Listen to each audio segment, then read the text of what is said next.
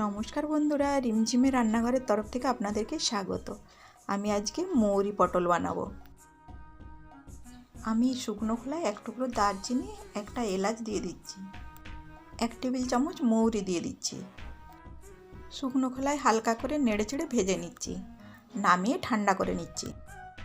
কড়াইতে 2 টেবিল চামচ সাদা তেল দিচ্ছি। তেলটা গরম হয়ে গেছে।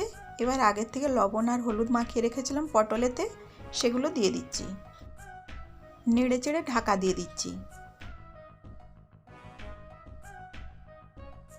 এবার ঢাকাটা খুলে নিচ্ছি। মধ্যেখানে একবার ঢাকা খুলে নেড়েচেড়ে দিয়েছিলাম। পটলগুলো ভাজা হয়ে গেছে, এবার তুলে নিচ্ছি। পটল ভাজা তেলের মধ্যে আলুগুলো দিয়ে নেড়েচেড়ে ভেজে নিচ্ছি। আলুগুলো ভাজা হয়ে গেছে, এবার তুলে নিচ্ছি। ওই তেলের মধ্যে 1 টেবিল চামচ টমেটো বাটা দিয়ে দিচ্ছি। আদা বাটা 1 টেবিল চামচ দিয়ে দিচ্ছি। কাঁচা লঙ্কা বাটা দিয়ে দিচ্ছি। টমেটো, আদা আর কাঁচা লঙ্কা ভেজে নিচ্ছি।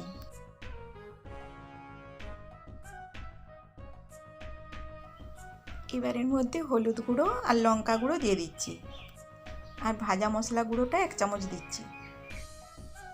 5-7 সেকেন্ড ধরে নেড়েচেড়ে নিচ্ছি।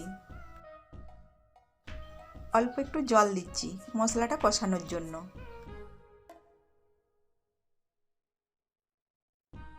পরিমাণ মতো লবণ দিয়ে দিচ্ছি, অল্প একটু চিনি দিয়ে দিচ্ছি। মশলাটা কষে নিচ্ছি। 1 টেবিল চামচ ফেটিয়ে নেওয়া টক দই দিয়ে দিচ্ছি। আঁচটা কম করে কষে নিচ্ছি। মশলাটা কষানো হয়ে গেছে। এবার ভেজে রাখা পটল আর আলুগুলো দিয়ে দিচ্ছি। পটল আর আলু দিয়ে ভালোভাবে কষে নিচ্ছি। পটল আর আলু কষানো হয়ে গেছে।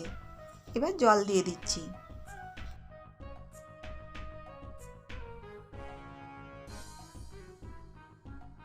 মিনিট 10 ঢাকা দিয়ে দিচ্ছি।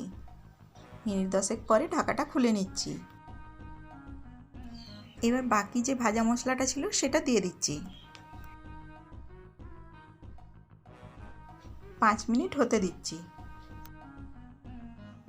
এবার হয়ে গেছে, নামিয়ে নিচ্ছি।